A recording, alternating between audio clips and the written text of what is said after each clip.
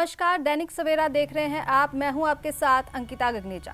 दीपेंद्र हुड्डा ने एक बार फिर जेजेपी भाजपा गठबंधन पर निशाना साधा है। राज्यसभा सांसद दीपेंद्र हुड्डा ने एक बार फिर से भाजपा और जेजेपी के गठबंधन टूटने को लेकर निशाना साधा। उन्होंने कहा कि जेजेपी ने भाजपा से समझौते के साथ ही अपना ये समझौता तोड़ा है और ये बात जग जाहिर भी है। दीपेंद्र हुड्डा पूर्व स्पीकर और बेरी हलके के कांग्रेस विधायक डॉक्टर रघुबीर सिंह कादियान के साथ बेरी में हर घर कांग्रेस के अभियान के तहत डोर टू डोर कार्यक्रम कर रहे थे। यहां उन्होंने मीडिया के सवालों का जवाब देते हुए कहा कि आज दुष्यंत चौटाला भी कह रहे हैं कि उनका भाजपा की बुराई करने का मन करता है। इस दौरान भाजपा सांसद डॉक्टर अरविंद शर्मा द्वारा मोदी के नाम पर वोट मांगने बाबत पूछे गए सवाल का जवाब देते हुए दीपेंद्र हुड्डा ने कहा कि उनके पास और कोई चारा भी नहीं है, लेकिन वह अपने चुनावी प्रचार अभियान के दौरान कांग्रेस शासन में हुए विकास और अपने नेताओं के नाम पर वोट मांग रहे हैं और ऐसा वह प्रचार के दौरान करते रहेंगे।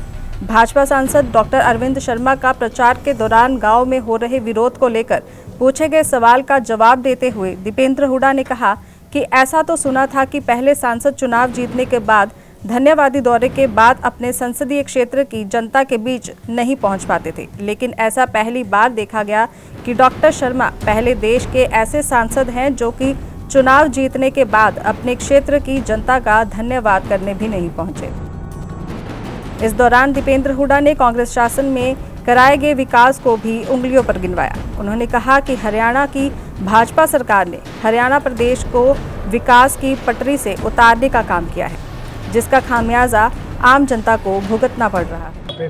कॉल आई तो व्यापारी उस बात से परेशान है, आर्थिक मंदी से परेशान है और विकास की जो रफ्तार से हमारा इलाका आगे चला रहा हमारी सरकार थी, आज वो 10 वर्ष के अंदर वो विकास की रफ्तार जीरो पे आ गई। उदाहरण के तौर पे हमारे समय मेट्रो बनी, इन्होंने मेट्रो आगे नहीं बढ़ाई। हमारे समय रेल की लाइनें बची, कोई नई रेल की लाइन नहीं। हमारे समय 30 से ज़्यादा बड़े उद्योग आए। नौतन लोकसभा क्षेत्र में 2 थर्मल के कारखाने लगे, जेके सीमेंट, रिलायंस, पैनासोनिक, योकोहामाती, एशियन पेंट, मारुति, रोहतक में 30 से ज़्यादा बड़े उद्योग आए। इनके समय एक भी उद्योग नहीं आ पाया। इसी प्रकार से हमारे समय 18 शहरों के हमारे समय बाईपास बने, झज्जर का बाईपास, बादली का बाईपास, रोहतक का बाईपास, महम का बाईपास, कलानौर का बाईपास, बेरी का बाईपास, बेरी का पेरिफेरल रोड वो जो है मंजूर है और उस टाइम का मंजूर है, पैसे नहीं। उस टाइम का पेरिफेरल रोड मंजूर है, लेकिन आज तक उसका जो है उसके सूचकवास का उस समय मंजूर है, लेकिन आज तक हमारे समय 18 बाईपास बने। इन्हीं के समय जो हमारे बने बनाए जो मंजूर शुदा बाईपास थे वो भी 10 साल में नहीं बन पाए। कोई नया काम, कोई शिक्षा का संस्थान आए नहीं। उस समय 250 से ज़्यादा शिक्षा के नए संस्थान अपने क्षेत्र में, जैसे 50 से ज़्यादा उच्च शिक्षा के संस्थान और 200 के करीब नए स्कूल बने। लेकिन इस समय तो स्कूल ना एक सरकारी स्कूल बना, ना एक नई यूनिवर्सिटी, ना एक नया कॉलेज, ना नई ITI। ये विकास की पटरी से उतर गया हमारा इलाका। तो ये सारी समस्याएं लोग बता रहे हैं। कहीं PPP की बात आती है, कहीं फैमिली ID की बात आती है, कहीं पहचान पत्र की बात आती है, कहीं भ्रष्टाचार, व्यापक भ्रष्टाचार की बात आती है, कहीं बेरोजगारी की बात आती है, कहीं रिकॉर्ड महंगाई की बात आती है, आर्थिक मंदी की बात आती है, कानून व्यवस्था की बात आती है। और सबसे बड़ी बात है कि सरकार ने ध्यान सुध भी नहीं ली, लोगों की कोई सुध नहीं ली 10 साल। ये एक सबसे बड़ा MP साहब, गठबंधन टूटने से 6 महीने पहले आपने कह दिया था कि बीजेपी और जेजेपी का एक और समझौता होगा, और अब दुष्यंत चौटाला भी आक्रामक कह रहे हैं कि मेरा भी दिल करता है कि अब मैं भाजपा का विरोध करूं। नायब सिंह सैनी भी दुष्यंत चौटाला पर आक्रामक दिखे, तो वो भविष्यवाणी आपकी सही साबित होती दिख रही है कि ये तो शुरू से ही तय था, ये हमने कह दिया था। समझौते के साथ समझौता तोड़ा गया, ये मैं कह चुका था और ये बात सबके सामने आ गई।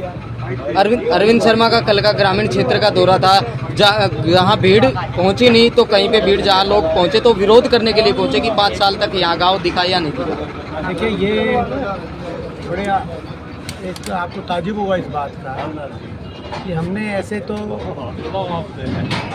लोकसभा के अंदर ऐसे तो हमने कई सांसद मैंने देखे जिनको उल्हाना रहता था कि जी आप एक बार धन्यवादी दौरा करके फिर दोबारा नहीं आए, मगर शायद ये देश के एकमात्र ऐसे उम्मीदवार के रूप में आए हों जिन्होंने धन्यवादी दौरा ही नहीं किया। पिछली बार भी वोट मांगने आए थे, उसके बाद 5 साल के बाद वोट ही मांगने आए। ज़्यादातर क्षेत्र के अंदर इन्होंने धन्यवादी दौरा नहीं किया। क्यों नहीं किया है तो ये बता सकते हैं, लेकिन ये कोई अच्छी परंपरा नहीं है कि 5 साल में आप धन्यवादी दौरा भी ना करें। तो पहला ही ऐसा उदाहरण, परंपरा की बात देखिए, अगर 5 साल आप सांसद हो तो कोई आपके पास जाके लेते नहीं होता। मेरी में आज तक कोई धर्मशाला, कोई मंदिर की किसी में 5 रुपये नहीं दे। ये भी तो काम ना काम किए, ना जो आवागमन होना चाहिए लोगों के बीच में, जो आना जाना चाहिए, तो लोगों के बीच में आए गए नहीं, तो लोगों के काम भी नहीं हुए। तो ये एक दुर्भाग्य है, मगर कि ऐसे उम्मीदवार को भाजपा तो काम के वोट के रूप में, काम के नाम पर वोट मांगने वालों को क्या अब हम तो क्या कहना हमारा चाहिए? मुद्दा काम है, हमारा मुद्दा हमारी काम है, हमारी कार्यशैली है, जो जिस रूप से हमने क्षेत्र को आगे बढ़ाया था और आगे भी बढ़ाएंगे।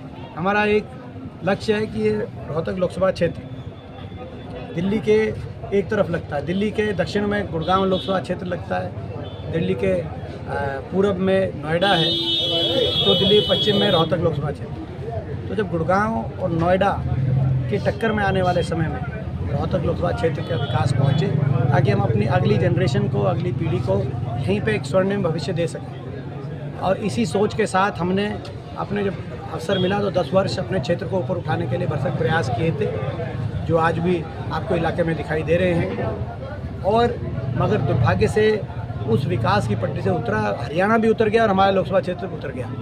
दोबारा से हरियाणा खुशहाली की पटरी पे आए, विकास की पटरी पे आए, और रोहतक लोकसभा क्षेत्र देश के विकास के मानचित्र पे रोहतक लोकसभा क्षेत्र का स्थान बने, ये हमारा लक्ष्य है।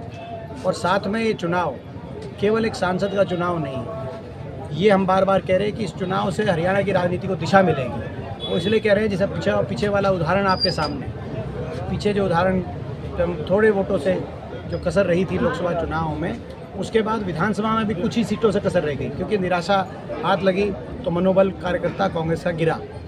अब हमारा विश्वास है कि यहाँ से जो नतीजा आएगा वो लोगों का आशीर्वाद मिलेगा, कांग्रेस पार्टी जीतेगी, हम जीतेंगे यहाँ से। और जिस दिन हम यहाँ जीतेंगे, हरियाणा की अगली सरकार की नींव भी रोहतक लोकसभा क्षेत्र के लोग रखने का काम करेंगे। व्यापारियों से बातचीत हुई है, उन्होंने क्या कहा है?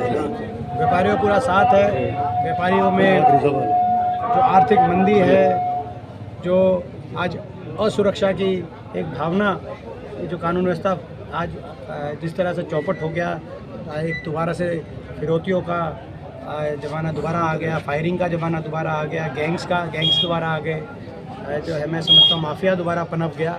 और जो इसमें एक ही फ़र्क मैं मानता हूँ, 2004 से पहले फिरौतियों की कॉल आती थी जेलों से, अब फिरौतियों की कॉल आ रही हैं जेलों से भी और विदेशों से भी। ये एक मैं समझता हूँ कि ऐसा समय आ गया दोबारा। तो ऐसे में जो है धंधा तो सभी का मंदा है। तो ये आज स्थिति है, आज व्यापारी दुखी है सरकार से, और हमें पूरा विश्वास है कि व्यापारियों का खूब आशीर्वाद हमें मिलेगा, न सिर्फ डेयरी में मगर पूरे लोकसभा क्षेत्र। अरविंद शर्मा कह रहे हैं कि मोदी के लिए वोट मांग रहे हैं, क्या कांग्रेस जो है वो राहुल गांधी के नाम पर वोट मांग रही है? हम हर चीज़ के लिए वोट मांग रहे हैं, क्योंकि देश की संवैधानिक व्यवस्था में हर चीज़ की होती है। पार्टी की हमारी विचारधारा, पार्टी के हमारे नेता, पार्टी की नीतियाँ और उम्मीदवार की कार्यशैली, उम्मीदवार के काम, हर चीज़ के आधार पर